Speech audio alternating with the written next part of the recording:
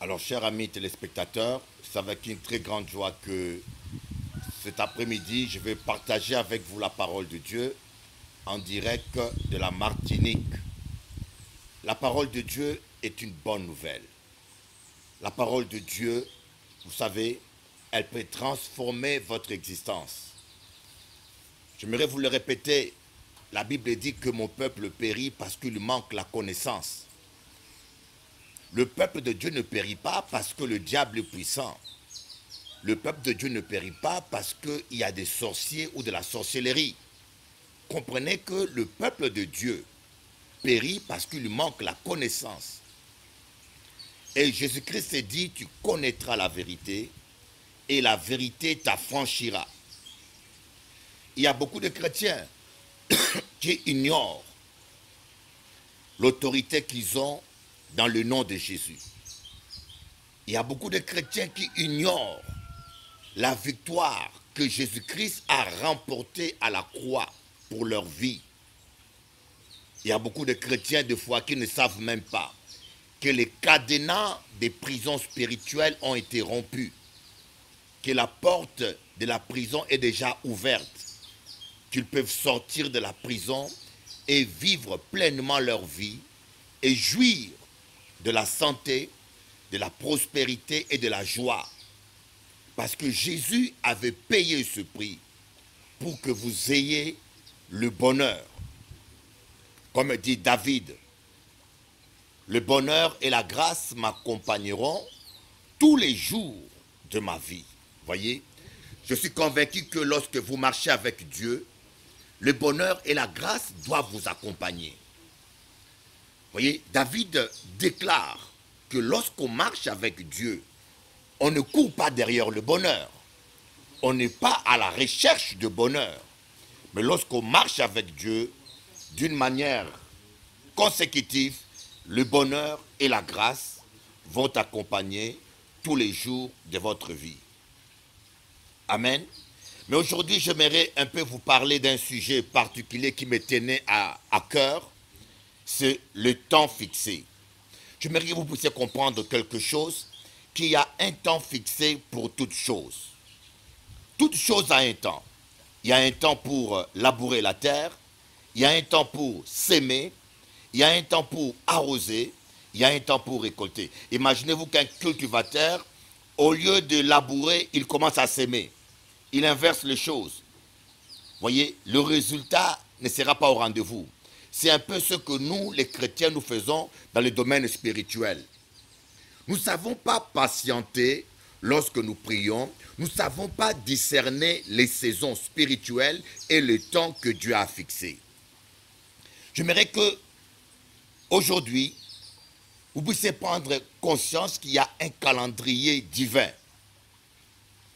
Vous voyez, nous allons voir un passage, parce que j'aime bien démontrer bibliquement que tout ce que j'affirme est biblique.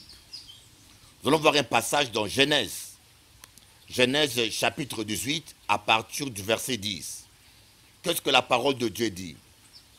L'un d'entre eux dit, je reviendrai vers toi à cette même époque. Et voici Sarah, ta femme, aura un fils. Sarah écoutait à l'entrée de la tente qui était derrière lui. Que dit le verset 14? Dieu dit, y a-t-il rien qui soit étonnant de la part de l'Éternel? Au temps fixé, je reviendrai vers toi à cette même époque et Sarah aura un fils. Oh, c'est merveilleux. Au temps fixé, mes amis. Il y a un temps fixé pour ta guérison. Il y a un temps fixé pour ta prospérité. Il y a un temps fixé pour ta délivrance. Il y a un temps fixé pour ton mariage. Vous savez, il y a 4 raisons pour lesquelles, des fois, la réponse à nos prières tarde. La première raison principale que tous les chrétiens connaissent, bien sûr, c'est le péché.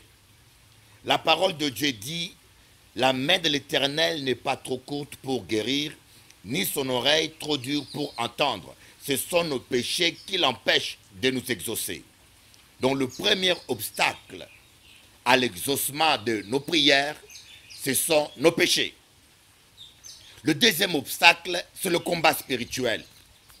Quand vous demandez quelque chose à Dieu, Dieu peut vous exaucer aujourd'hui, mais dans le monde, dans la sphère spirituelle, des fois, il y a une bataille angélique. Nous voyons cela dans le livre de Daniel. Daniel qui a été exaucé dès le premier jour. Mais il a dû attendre 21 jours. Et Dieu va parler à Daniel, va lui dire, dès le premier jour que tu as eu à cœur de t'humilier, tu as déjà été exaucé, mais il y avait le prince de Perse qui était là en train de bloquer le chemin à l'archange Gabriel qui ne pouvait pas accéder à Daniel. Il a fallu que Daniel puisse persévérer et persévérer pour que Dieu envoie un renfort angélique avec l'archange Michel. Amen. Et suite à la persévérance de Daniel, Dieu a envoyé un renfort angélique et Daniel a reçu la bénédiction. La troisième raison pour laquelle des fois nos bénédictions tardent, c'est nos doutes. La Bible dit dans Jacques chapitre 1 que celui qui doute ne pense pas qu'il peut recevoir quelque chose de la part de Dieu. Lorsque nous sommes dans le doute et que nous doutons de la puissance de Dieu et que nous doutons même des promesses de Dieu, nos doutes parfois annulent nos prières. Nos doutes annulent, empêchent à Dieu d'intervenir dans nos vies. Et la quatrième raison, c'est celle que nous abordons aujourd'hui, c'est le temps de Dieu. Dieu a fixé chaque chose en son temps. Si vous priez pour votre mariage par exemple, Dieu a fixé un temps où il désire vous bénir. Dieu a fixé un temps pour votre mariage. Voyez, vous pouvez demander à Dieu quelque chose aujourd'hui, mais Dieu l'a fixé pour un temps bien précis. Ce n'est pas parce que vous ne voyez pas la chose maintenant que vous devez penser que vos prières ont été inutiles ou que Dieu ne vous a pas du tout exaucé. Si, Dieu vous a exaucé, mais sauf que Dieu intervient toujours en son temps. Même si votre délivrance tarde, ne pensez pas que vos prières ont été inutiles ou que vous avez prié en vain. Jamais on prie Dieu en vain. Dieu dit, invoque-moi et je te répondrai. Invoque-moi et je te répondrai. Dieu ne peut pas mentir. Dieu vous demande de l'invoquer. Voyez, lorsque vous achetez une voiture et que la voiture ne démarre pas, qu'est-ce que vous avez comme réaction? La première chose, vous allez examiner le moteur. Vous ne mettez pas en doute le constructeur de l'automobile. Parce qu'il y en a tant d'autres automobiles de ce marque qui roulent bien. Mais qu'est-ce que vous faites? Vous allez vérifier d'abord le moteur. C'est un peu ça lorsque vous priez et que vous n'avez pas de réponse et que la réponse semble tarder. Vous devez aller d'abord examiner votre cœur. Examiner l'état de votre cœur et l'état de votre relation avec votre Dieu. Parfois, le blocage se trouve dans notre cœur. Mais aujourd'hui, j'aimerais vous parler, vous encourager. Si vous avez demandé quelque chose à Dieu, que cela soit pour votre guérison, ou que cela soit pour votre délivrance, ou que cela soit pour votre mariage, et que si la chose semble tarder, ne mettez pas en doute les promesses de Dieu. Dieu qui est fidèle honore toujours sa parole. Et Dieu qui est fidèle honore toujours sa parole, mes amis.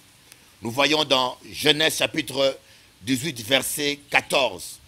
Qu'est-ce que Jéhovah dit? Y a-t-il rien qui soit étonnant de la part de l'Éternel? Au temps fixé, je reviendrai vers toi. À cette même époque, et Sarah aura un fils. Voyez, il y avait un temps fixé par Dieu. Dieu a promis à Abraham qu'il allait avoir un enfant.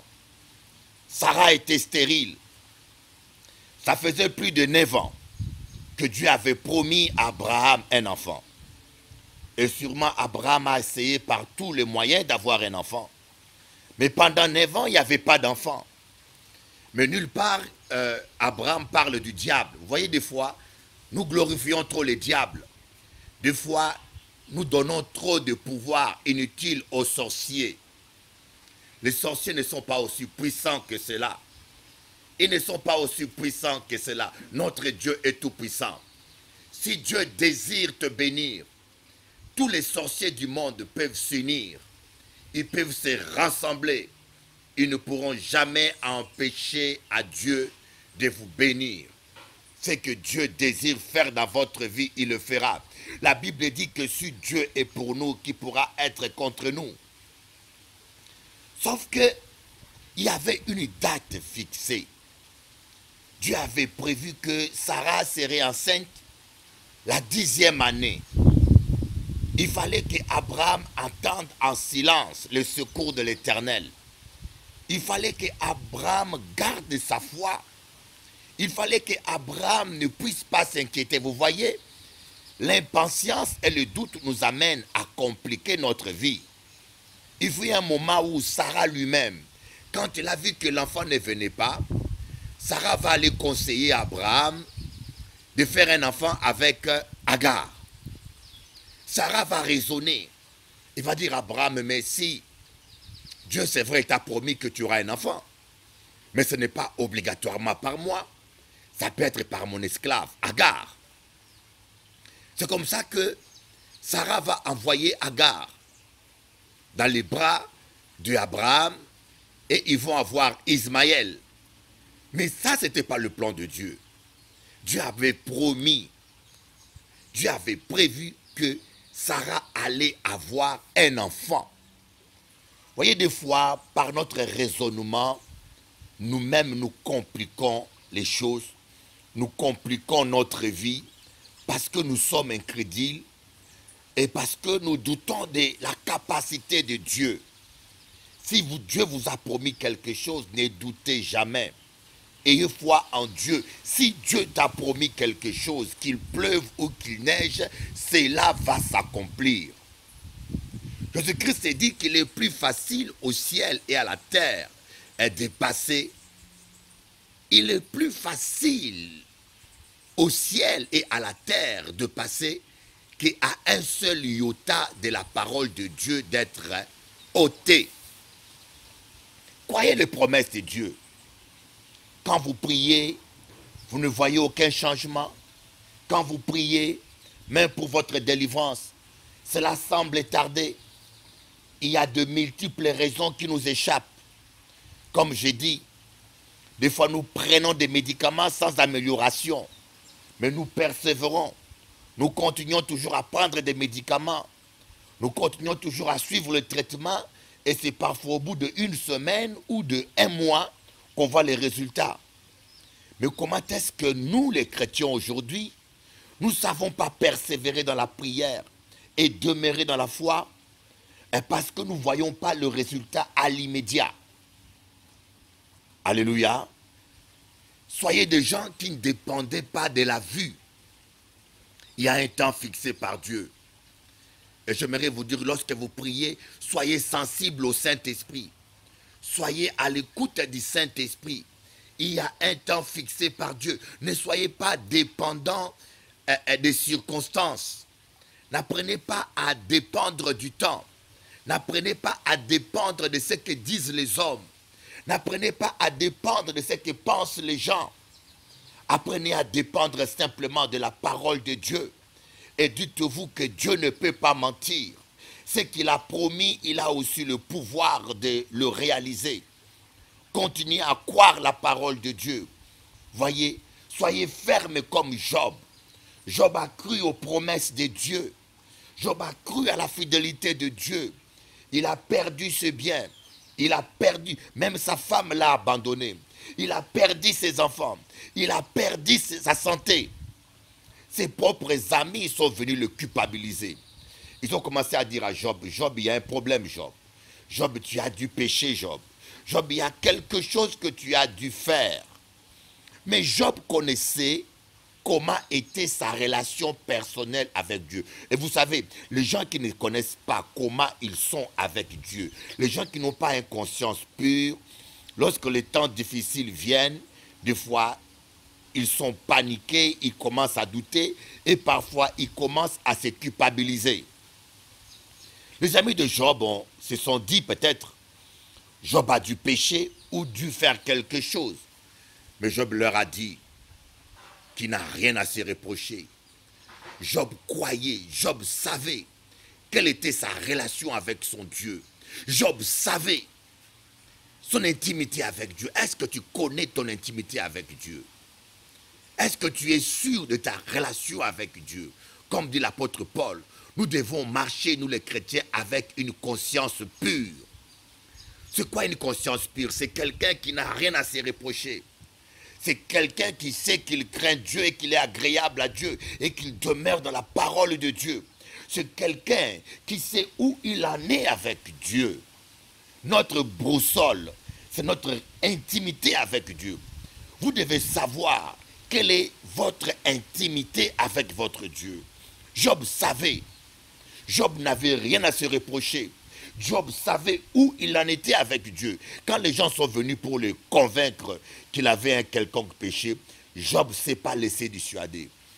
Job a fait une déclaration extraordinaire. Il a dit, il veut que cela soit gravé sur une roche, que cela soit écrit, et que les descendants, que ses descendants, que tous les hommes de l'avenir puissent se rappeler que l'Éternel est Dieu. Job va déclarer que l'Éternel, mon Dieu, est vivant, qu'il se lèvera le dernier, que ses propres yeux le verront. Voyez, que déclarez-vous pendant les temps de l'épreuve? Comme j'ai fait un message où je disais, la victoire se trouve dans votre bouche. Votre futur est dans votre bouche. Que déclarez-vous en pleine tempête? Que déclarez-vous lorsque vous êtes devant Goliath? Que déclarez-vous lorsque vous êtes devant les attaques de l'ennemi? Que déclarez-vous? C'est très important ce que vous déclarez. Job a déclaré la victoire et Job a vécu la victoire. Si vous déclarez la guérison pendant que vous êtes malade, vous allez vivre la guérison. Si vous déclarez la victoire pendant que vous êtes dans des problèmes, vous allez vivre la victoire. Vous avez l'onction de Dieu. Mais c'est votre déclaration qui va donner une direction à l'onction. Si vous déclarez la victoire, l'onction va manifester la victoire. Si vous déclarez l'échec ou la défaite, ou si vous déclarez la sorcellerie, comme beaucoup de chrétiens aujourd'hui qui donnent toujours la victoire à la sorcellerie. Ah, les sorciers m'ont bloqué. Imaginez-vous que l'issue de votre problème a été programmée pour l'année prochaine. Mais vous, sans révélation, vous commencez à déclarer, ah, les sorciers bloquent ma vie. Ah, les sorciers bloquent ma vie. Ah, les sorciers bloquent.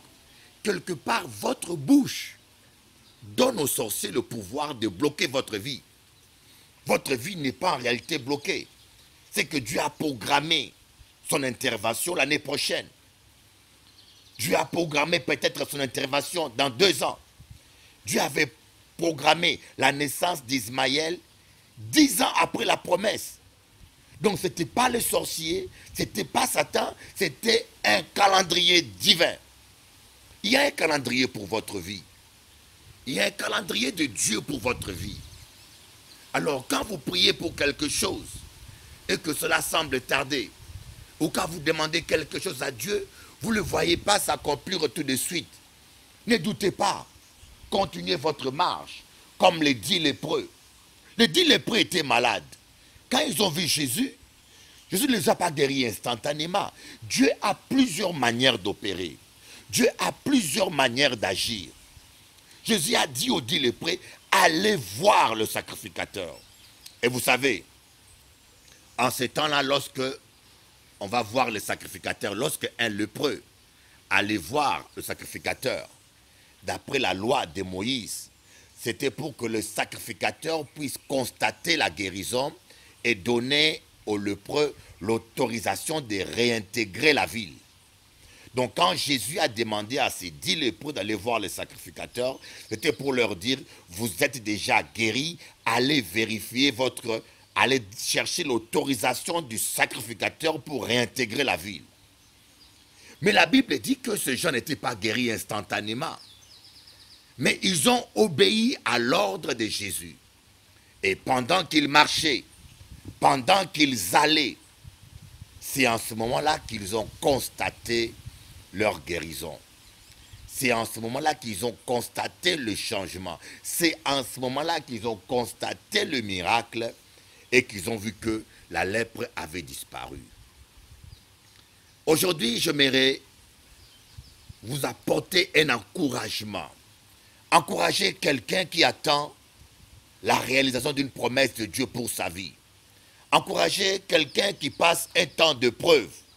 Encourager quelqu'un qui passe un temps difficile malgré ses prières. Vous priez pour quelque chose et la chose semble tarder. Mais j'aimerais vous dire, ne croyez pas le mensonge du diable. Ne dépendez pas de ce que vous voyez.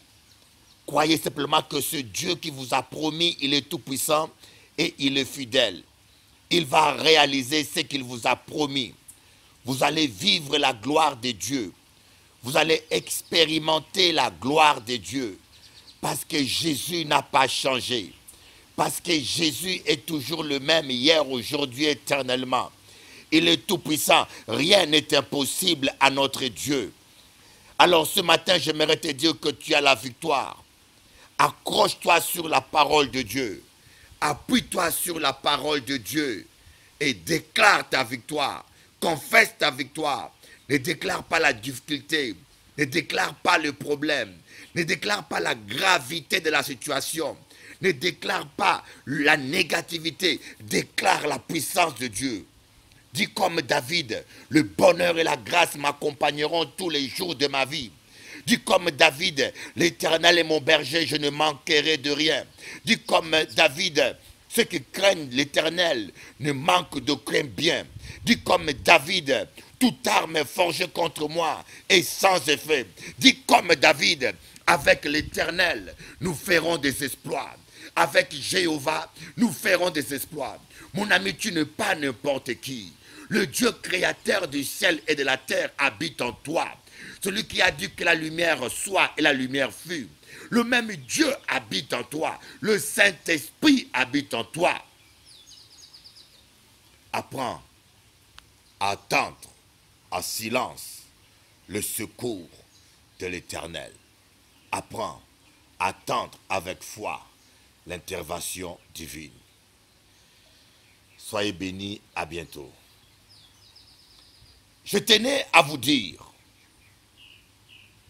le samedi 12 à Saint-Joseph, dimanche matin, samedi 11